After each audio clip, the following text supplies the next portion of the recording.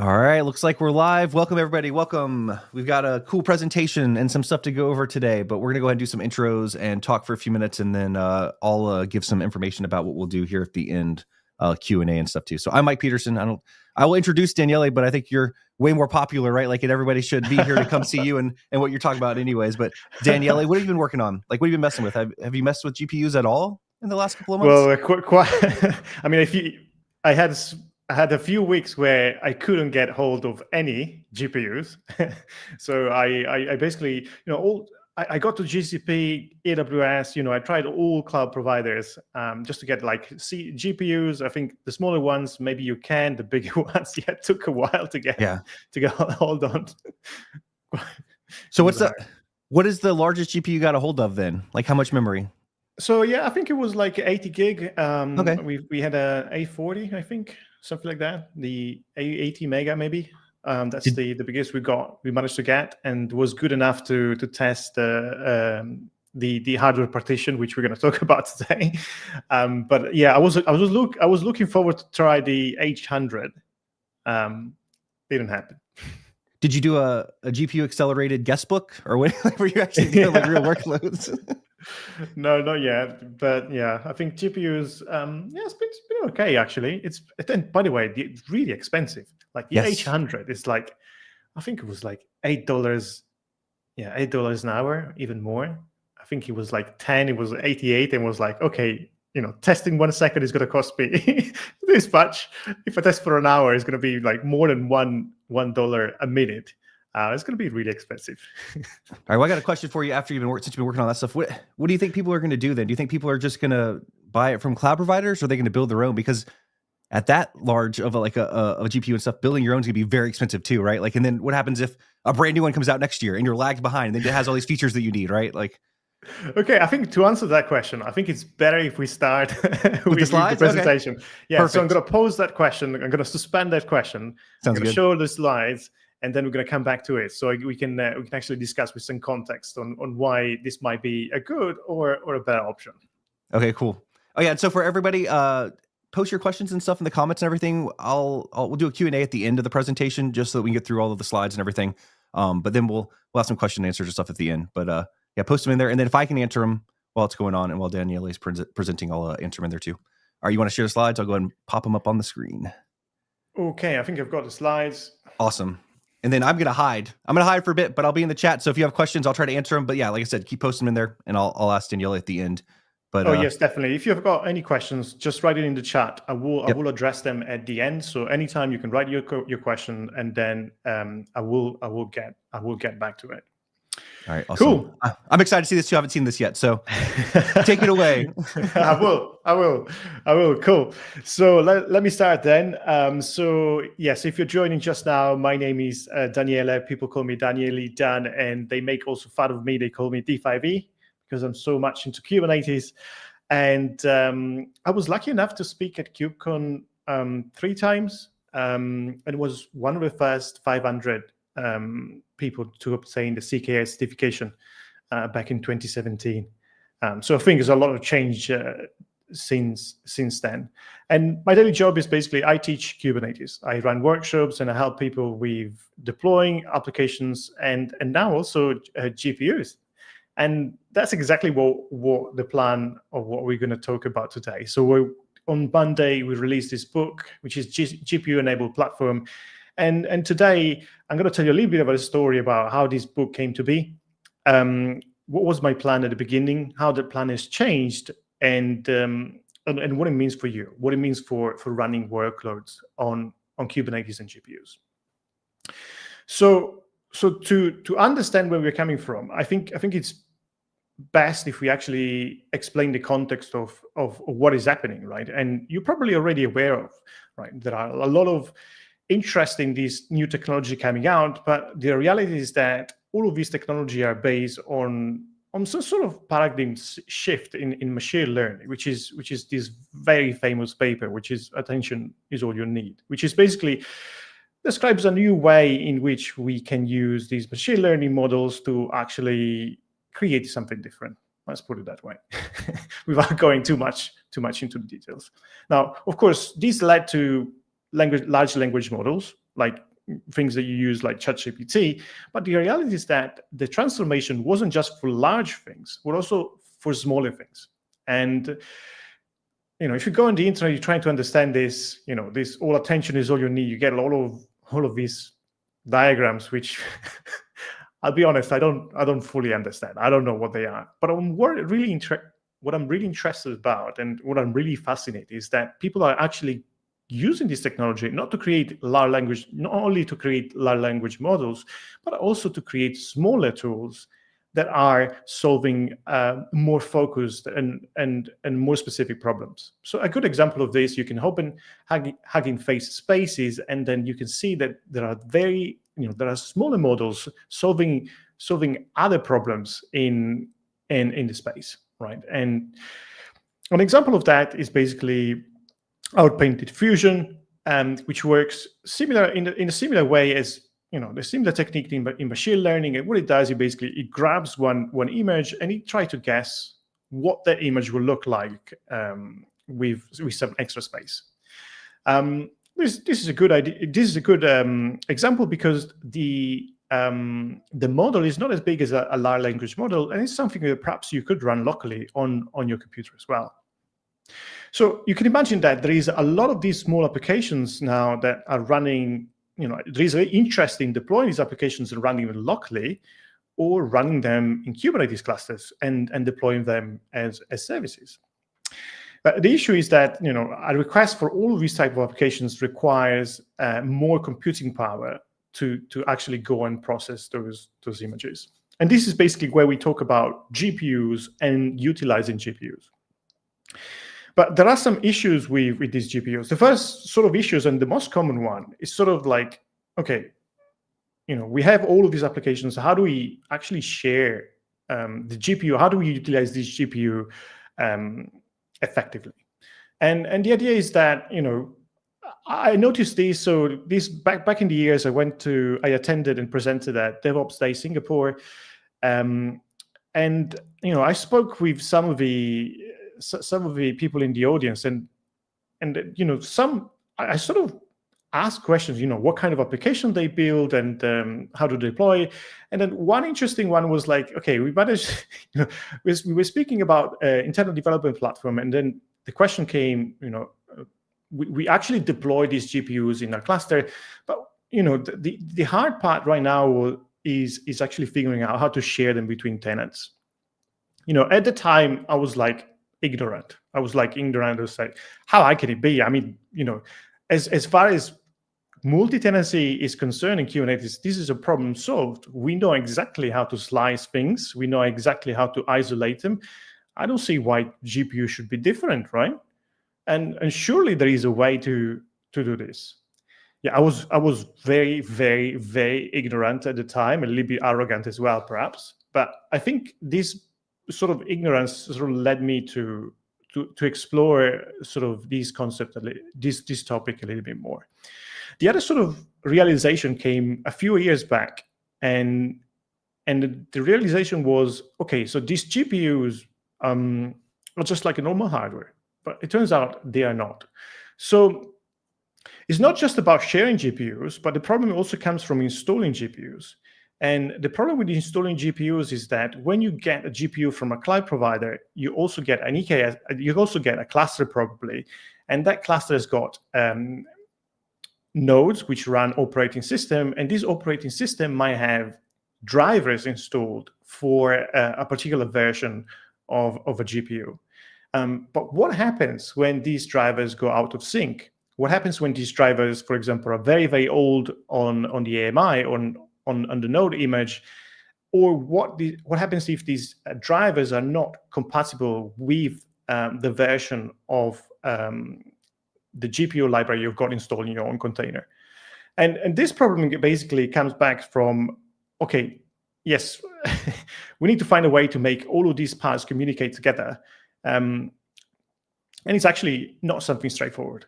I mean, it used to be a lot worse in the past. It's actually getting better. But the idea is that, okay, sharing GPU is not that easy. And then installing them is also sometimes a little bit hard because we need to match all of these different versions to make sure that the application works properly. And to give you an example, so when you install something like PyTorch or you execute PyTorch, what happens is this application comes with a library compiled into it, which is usually a CUDA library that you use. And then what happens is this library needs to run an operating system inside a node. And that node is probably going to use a driver. And that driver will basically drive the GPU and basically execute your program. So these two version numbers, they need to match all the time. And this is not, I mean, we give this for granted, but it is not. It's actually something that needs to be checked. Less so in the previous year, in the current years, but if NVIDIA were to release a new version of the library or a new version or a new GPU, they will probably update the driver as well. And if these drivers don't play nicely with the library, then there will be problems. So it turns out that sharing is not easy, installing is not easy, and and then the other thing which I think is missing, which is sort of connecting these parts, is that actually we don't have enough people talking about this. And what do I mean by that? And what kind of evidence do I have? So as part of Learn Kubernetes, what we do is we actually collect news and we distribute this news. So generally what we do is I read a lot of articles. Sometimes I like a very good article. And what I do is I go in one of our accounts and I repost it.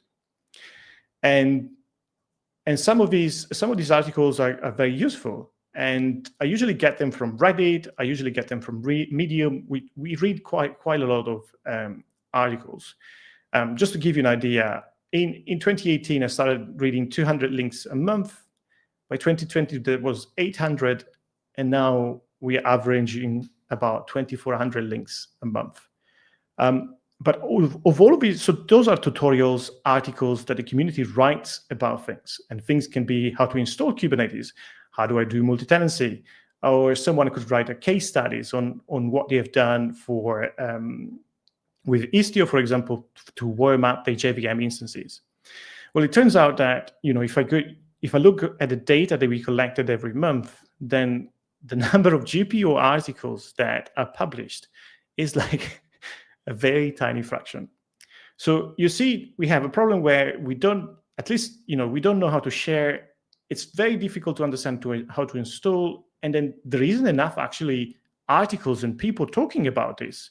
So we are basically in a sort of limbo where it's very hard to know how to use GPUs because there isn't enough stories, enough tutorials, enough articles to help us get there. And that's basically where, sort of my being naive and sort of interest said, okay, is this something that can be solved? Can we help the community get there? Can we write something that is going to help people use GPUs properly, understand what the problem is, and move forward?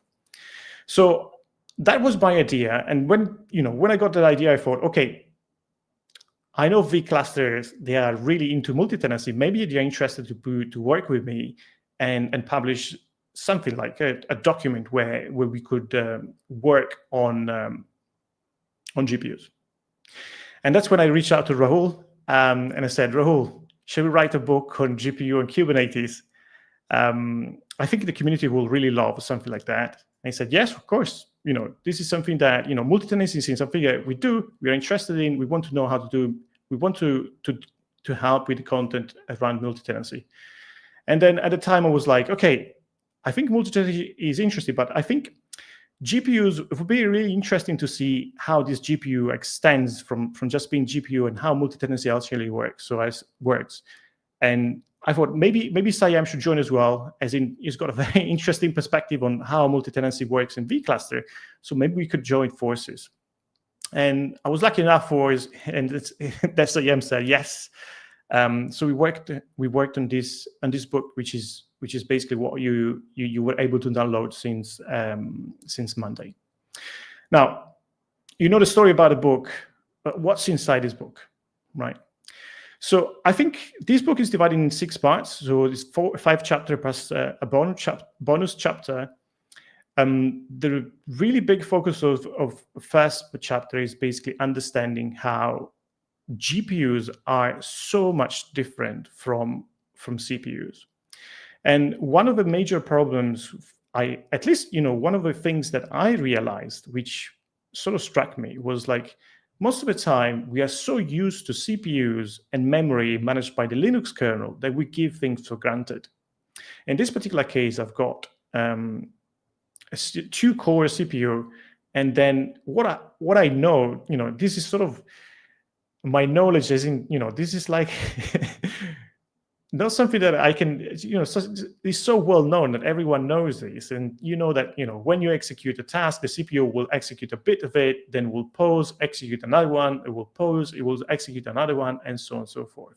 If there are multiple cores, then all of these cores, they will basically stop and restart different tasks at the same time in very short interval of times. That's how CPU works. And the way it works is basically with content switching, right? So a process will get some CPU time, then it will be paused, the state for another process will be loaded, executed on the CPU, and then so on and so forth. Now, this is basically what happens with CPU all the time. And if you look at the silicon, so if you look at CPUs, then the reason why this works is because we have some unit called the ALU, which are basically just doing multiplication, addition, and these are basically the real parts which are basically doing computation inside the CPU. Now, these units need to be fed operations to complete. And so we have like some control logic, which is designed to feed all of these instructions to these components. But it turns out that when you write code like a web server or an applications which is going to process transactions, then you have a lot of conditionals. You have a lot of if else. So this unit that process multiplication, addition, and so on, they sort of need to wait to know what is going to be the next branch, what is going to be the next branch of code. To solve this problem, then what happens, all major players for CPUs, then they dedicated quite a lot of extra logic to basically predict what is going to be the next execution. And if they can predict that, they can feed it more instructions to these components, to these core components, and get more speed out of a CPU. So it turns out that to feed 4 ALU, then you need quite a lot of control logic just to predict all the different paths. And then this is how CPU works. But the good thing is, because we only have a few of those, then if we need to stop a process and save the state of that execution, we can do that because there are only a few registries. So it's fairly cheap for us to stop a process, restart it, and do the context switching that we saw earlier. It turns out that GPUs are built completely different. Because in GPUs, what we do is basically just multiplications. So if you think about rendering pixels, it's not we're doing any sort of predicting what kind of branch. There are no if-else. We're just doing multiplications. If you think that there is going to be a matrix multiplications and different numbers, there is nothing to predict. It's actually quite boring. It's the same stuff over and over. So what happens is with GPUs specializing this kind of work, where it's just basically the same. There is no actually control logic. The control logic doesn't exist. Most of it is just doing the actual work. And that's why GPU and CPU are so different. But on the flip side, saving the state of one process, saving the state, it's extremely expensive because we've got like hundreds of these units which are doing the multiplications. And we cannot just easily save the state for these units.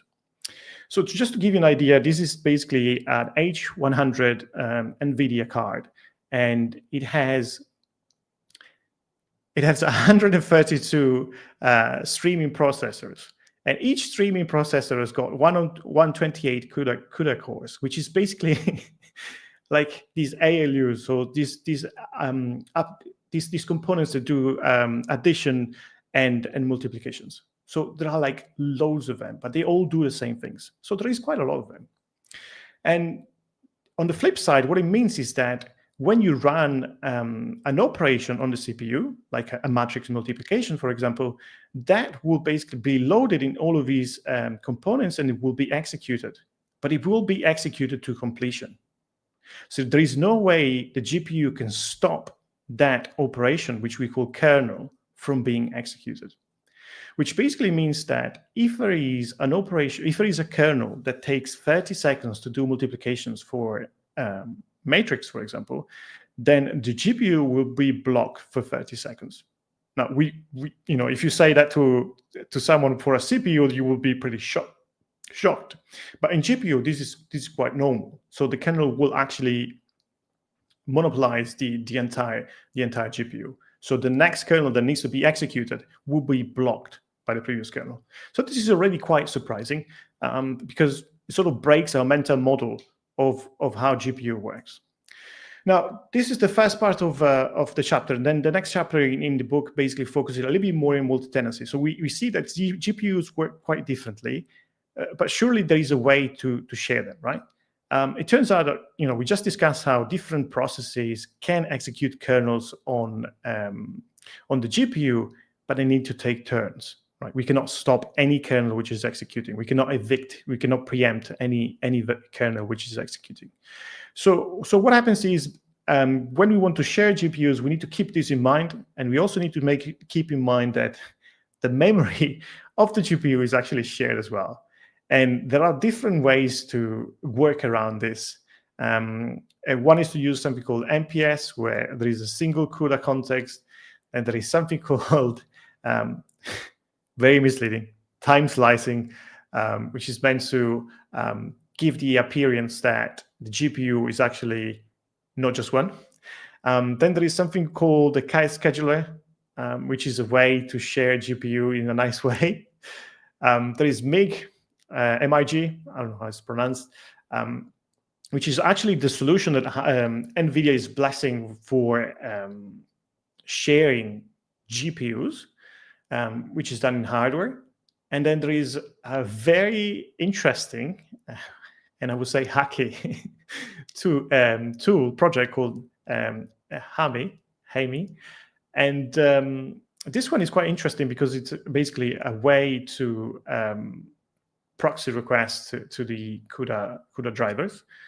And then finally, there is something called vGPU, which is basically virtualizing GPUs for with an hypervisor, which apparently is extremely expensive and not something that NVIDIA is happy to share for free.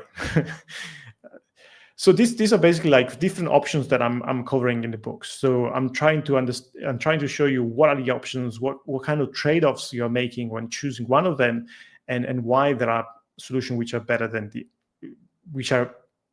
what kind of trade-offs they are making. So this is basically just giving you an overview. And the next two chapters in the book, they actually dive a little bit deeper in what these five options, what kind of things you can do.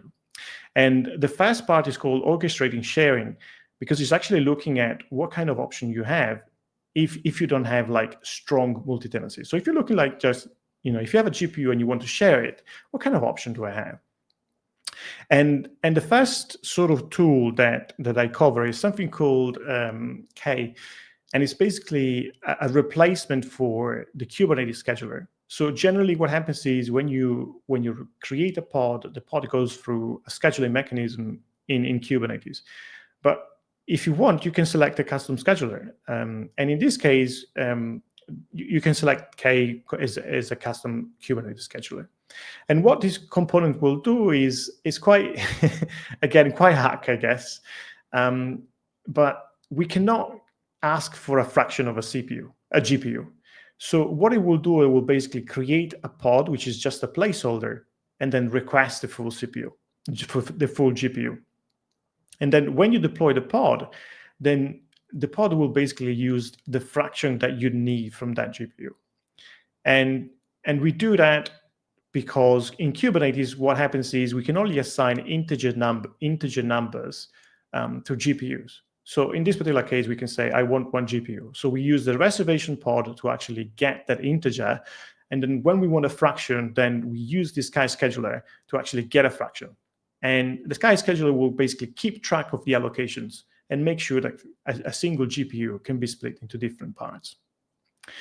There is the NVIDIA equivalent of K, which is quite, I think this is one of the parts where I basically spent, I was very surprised. So there is something called time slicing in the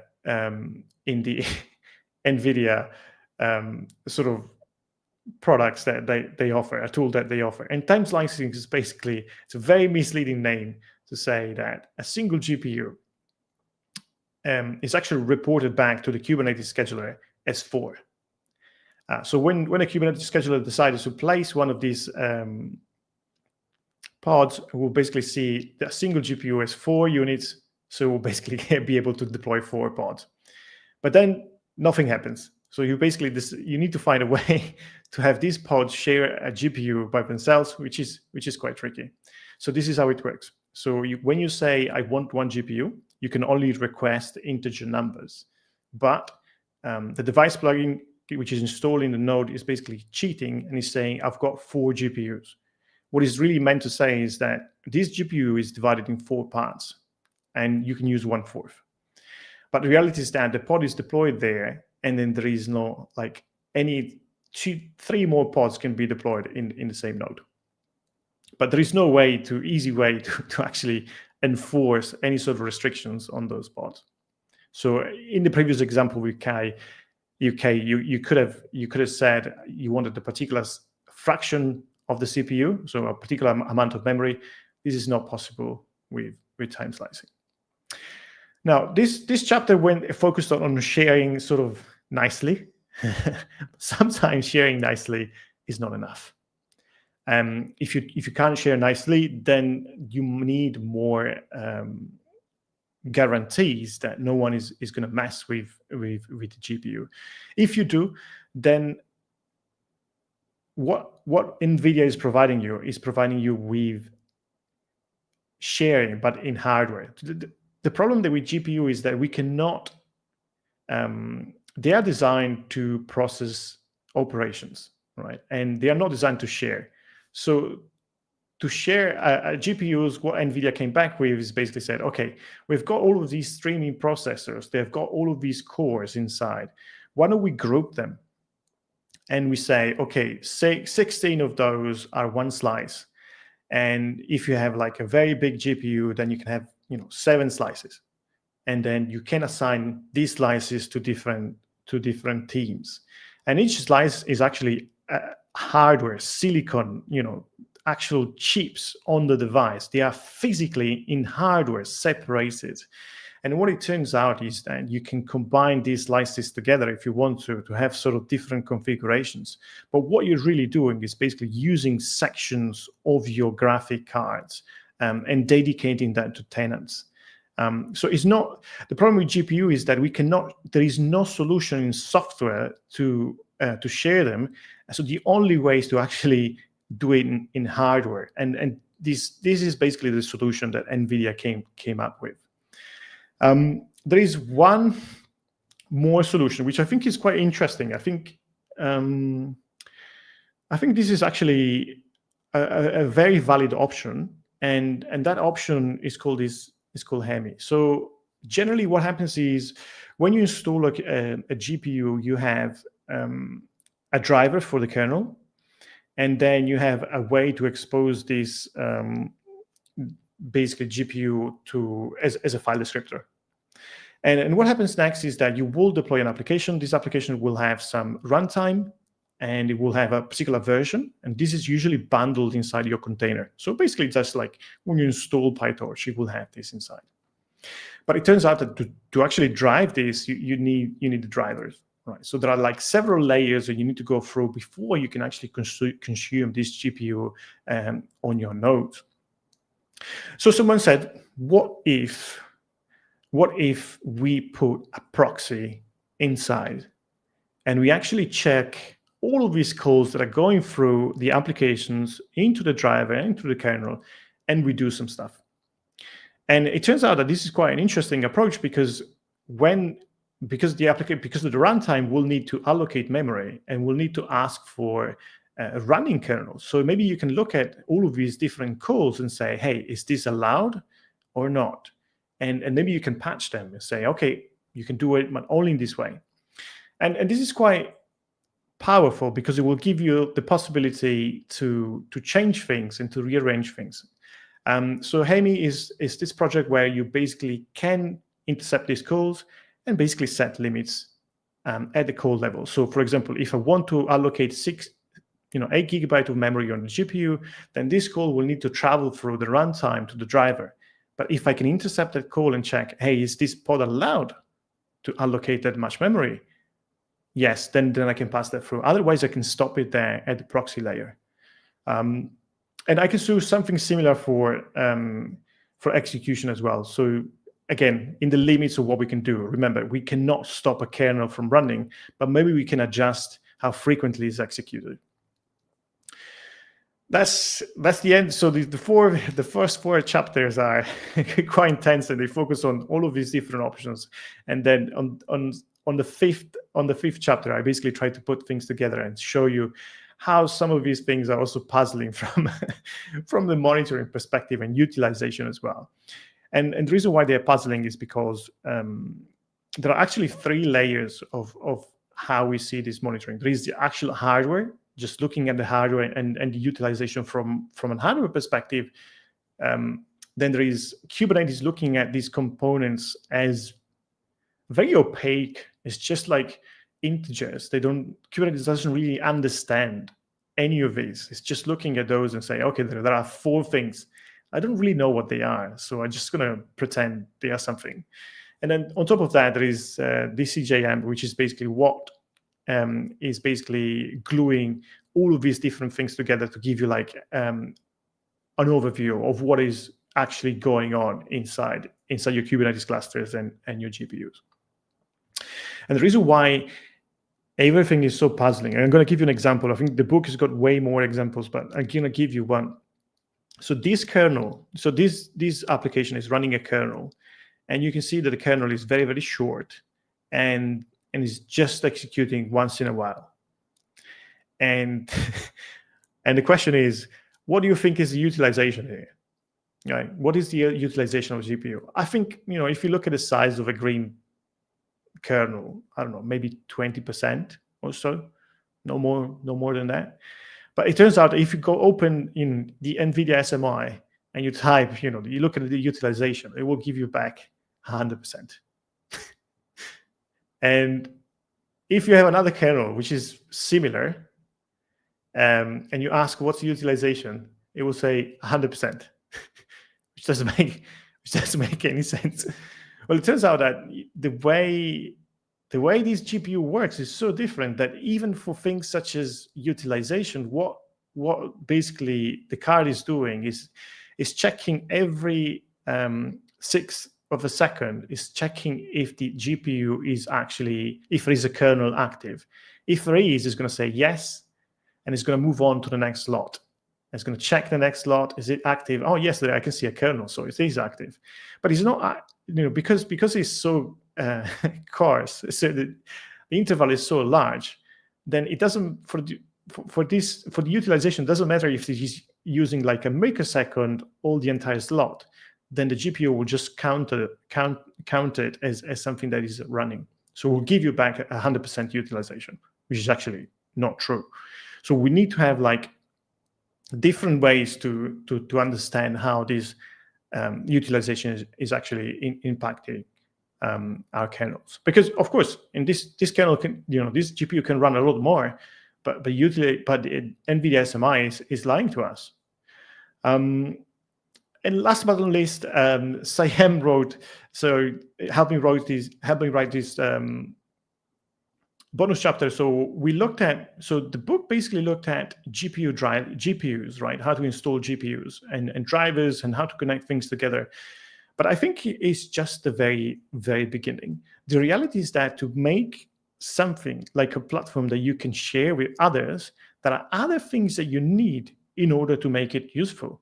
So for example, this Kai scheduler is one good example, but it turns out it's more complicated than that. You might need to have policies on how this GPU are accessed. You need to have ways where you can bundle different sort of applications together so they execute at the same time when the job is about to be launched.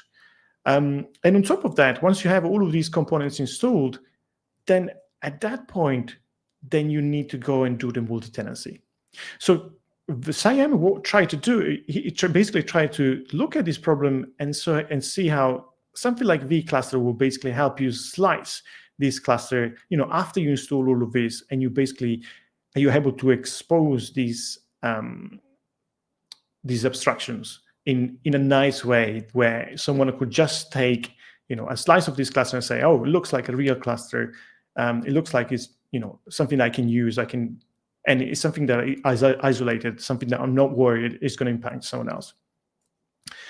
Yeah, so that was so the majority of the book actually is focusing on the middle layer. I think, sorry, on the lower layer.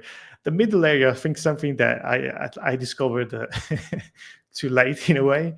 I didn't expect things to be so complex. So I think the middle layer is not something that we attempted to solve in this book. Maybe something that we will solve going forward. And then, yes, I basically wrote a demo with this Kai scheduler, which I think is good enough to actually show what is possible. Cool.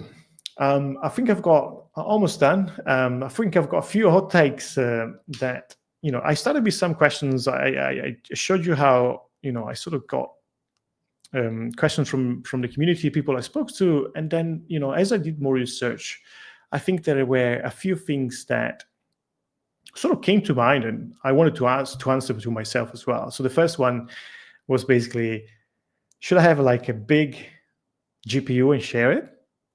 Or should I have like small GPUs? Which one should I go for? And it's sort of a very simple questions, but the answer is surprisingly complex. And the book is going to attempt to help you solve this. But in sort of sort of what I was working on while I was writing the book is like, okay, NVIDIA is giving me MIG for actually splitting these cards into sections. So I can buy an H100 for $6 an hour. I can create 7 slices, and it's going to cost me a lot of money. And then I said, what if I take a smaller GPU? Can I get 7 of them? Apparently I can, and the price difference is quite remarkable, right? And then I start sort of wondering what are the differences here? Is it the bandwidth again? But I'm slicing a GPU here. I've got a dedicated GPU. There are like far-reaching sort of consequences, such as if I've got like 7 GPUs, then I have 7 nodes, and these nodes can be distributed. And if one goes down, it's not a big deal. But if the H100 goes down, that's a really big deal for me. And if I need to do any maintenance, well, having 7 nodes is a lot easier because I can take one down and the other ones will stay up. But with the H100, if it goes down, then everyone is going to be impacted by it. And of course, having seven GPUs and 7 nodes is basically having quite a lot of isolations, I guess, for different workloads. So I was like, okay, maybe my current sort of reasoning is maybe I should keep 7 GPUs. I haven't found a reason why I should keep a single H100. So if you know why, please let me know. I'm generally interested to see why would I go with H100. I mean, maybe if I don't share it, that could be a reason. But if you want to share it, I think maybe having smaller GPUs is the way to go. The other sort of questions that I had is like, okay, maybe I have these smaller GPUs, but the application that I deploy are also smaller. So is there any way for me to use the same GPUs? How should I do it?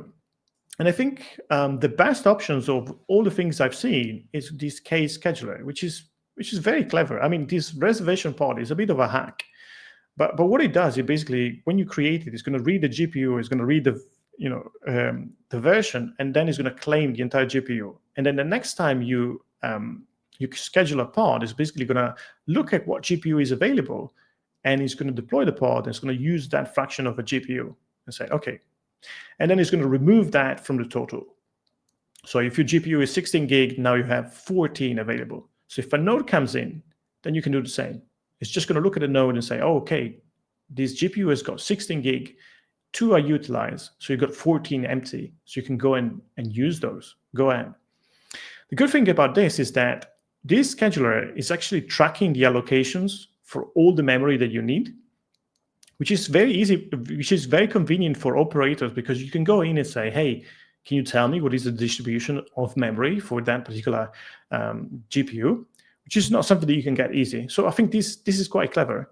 But on the flip side is like, you rely on people telling you what you want to use. If the application uses more than that, like it's requesting 4 gig, but it's using like 16, then this is not reflected in the state. It might actually crash GPU going forward. So it is good. I think we use good more for most cases, but it's still something that you need to take keep in mind. Okay, what are the takeaways? What did I learn from writing this book? Well, first of all, read the book. I think, I just gave you an overview. The book is way more detailed. I spend a lot of time trying to explain why it is so different. And I think it's just like helping you move from CPU-centric, Linux kernel-centric view of the world to something different. I just noticed that the other one are not updated, so I'll just go and skip the others. So I will just read the book is the one. I think the other things which I learned is that, of course, GPUs are very different, not just very different for execution. So in CPU we have context switching. In GPUs we have we need to take turns. And the issue is that the kernel is actually blocking other kernels from executing. The other things which was really puzzling for me was memory allocation. With the Linux kernel, memory allocation is precise to the byte, whereas memory allocations in GPUs is done with, it's very greedy. If you ask 512 megabytes of memory, you might get 2 gig back of reserve memory, because when the memory is allocated, it's actually allocated in blocks. It was like very surprising. But when you ask NVIDIA SMI what kind of memory is available, it basically returns just the memory used by the kernel, not the reserve memory, which is very, very unusual. And then in the book I found actually, there are also a few more puzzling things, like zombie processes, which could be a really bad problem. And something that I would recommend anyone running GPUs to have a look at. Yes, that was all I had for today. Maybe I have a little bit more if there are questions. I just want to thank you for listening to what I had to say. I want to thank vCluster for having me as well. And then what I think I need to mention is that, this is the first of a series of webinars. So I give you an overview of the book, but we're going to go a little bit deeper with the topics with the next webinar as well. So Siam is running the next one. I'm running 2 as well. I think I'm going to go and dive a little bit deeper on actually how Kubernetes mounts all of these GPUs inside. How do we expose them? Things such as NVIDIA container toolkit, device plugins, and whatnot. It's going to be interesting. That's all I had for today. It was awesome. It was great. Yeah. Okay. We do have some questions. Also, I linked the book in the chats and stuff too, and then maybe I'll have to add it to LinkedIn as well. Okay. Maybe it's already on there. All right. So one of the questions, which was something we were talking about previously too, is before the stream, are AMD GPUs and their ROCm platform playing any role in this, or is it mostly NVIDIA? That's another thing that I realized is that when people say GPU, what they really mean is NVIDIA GPU. Yeah. and I understand why. They are a 4 trillion company, or whatever the number is today. I don't really know. It's because there is so much vendoring in this sort of stuff, where there is a lot of vendor lock-in. So if I look at how, if I scroll back and look at how a GPU is mounted, this NVIDIA driver is actually a blob. You're not able to look into. So there are a lot of things that are basically just NVIDIA specific. So I would say that the book itself, and maybe the first part, is mostly agnostic. So it could be applied to AMD as well. But the rest, things such as HAMI, K, and all the other MIG, the MIG for multiplexing, are very NVIDIA specific. Yeah, and I think for like the AMD stuff too, it's like a lot of people don't have the AMD graphics cards to mess around with. But now with the framework desktop and all these other things coming out with the 395 Max AI chip, we should hopefully see a lot more work on the operator. Like they do have an operator. There's an operator for it. But even myself, I don't have an AMD to test on. I just have NVIDIA stuff for like gaming and stuff. I mean, I don't have one of their AI chips yet. I want to play with it. Like I can't wait. I suppose that, things like this one, for example, will not be available because no one has written this proxy. But there could be I would assume that there are equivalents, components in AMD. So there will be a runtime, will be a driver. So I think, yes, you can still read the book, but I would say very, very NVIDIA specific. I think even the community, when they talk about GPUs, I think there is a lot of NVIDIA stuff. Yeah. All right. Now we have, someone made a comment too, which was good. Some models work with kernels optimized for their GPU architecture. So running like DeepSeek R1 on H100s faster than on 8 A1s for A100s, for instance. Okay. No, didn't think about it. And then I guess it also depends on like how much memory, like are you loading a model that's very large, right? Like, because then it's like I can't break up something into 10 gigs if all of my users want something that's like 16 to like 32 or something like that, depending on what they're doing. But I think that is like, I'm okay with the reason would be for RSIC makes sense because they use specific instructions make sense. But for the sharing, I don't know, because at the end of the day I could just get another graphic card. Yeah. And if it fits, right? I mean, if you need the full H100, understood. There is no way around because you need so much memory. But otherwise, I think I'm quite torn on that. Well, I think I don't know what to do. We're probably at the state too where it's like I need a Kubernetes cluster, and someone loads up a like 9 worker node cluster when all they're doing is running guestbook, right? Like, so they're like, oh, I need full 80 gigs of memory for what I'm doing. It's like, well, you don't really need that yet for what you're doing, right? Like maybe eventually. So I'll just give you like 10 gigs, and I think that'll be plenty. Let's see what else. So another question: do you know if it's possible to combine MIG with the Kai scheduler? I think it is, but Ollie. Yeah, I don't. So people stack stuff, right? Like they do MIG and they do time slicing on MIG and stuff like that. So MIG is going to discretely separate it, right? Like in the Kai scheduler, we'll see that is a available GPU. This is assuming I haven't tested this because I don't have access to MIG until like, it's very hard to get MIG. Like I've done a lot more with time slicing because all of the consumer grade stuff is time slice based, right? Yeah. Everything is I suppose, I haven't thought about it. So short answer is, I don't know. A longer answer is, I suppose what you just described should work. But at the same time, I don't see why you should do it. I mean, if I have this big graphic card, why should I go with a big one and slice it with MIG? Because the issue with MIG, the other thing, maybe bare metal versus cloud provider too. Like maybe I've bought all these things and I want to do it. If we're talking about if I own it versus... because if you understood, if you're on bare metal, you don't have a choice. And yes, MIG is probably the way to go. But if you're on the cloud, for example, this H100 will come with some, when you do MIG, it comes with some extra overhead. And there are some CUDA cores which are basically not utilized. So, slicing is not actually free. It's actually costing you money already. So if you look at the efficiency, you're actually going down when it comes to efficiency, and price is going up as well per slice. So overall, you're getting a worse deal. So I think overall, my suggestion would be, if you have the option, just think about MIG because it's costing you more. Of course, if you're on bare metal, you already bought the kit. Not much you can do. Of course, maybe looking at other ways to slice it. Yeah, I think it depends on the application, of course, what kind of things you're doing. But my thinking is that MIG is not that good at all. I'd rather go with this if I can. Because with MIG, if I need to reconfigure the slices, I basically need to take down the entire node. Whereas this one gives me more granularity and it's a little bit easier. Of course, it comes with other trade-offs. But yeah, I think MIG is not my first choice. Let's put it that way. I guess it also depends on how much you trust the people that are on the cluster too, right? Like if it's just a free-for-all, then yeah, go time slicing or go with like HAMI or something like that. All right, so another question. So the security and memory violation is handled on the NVIDIA side? I guess it depends on what you're using.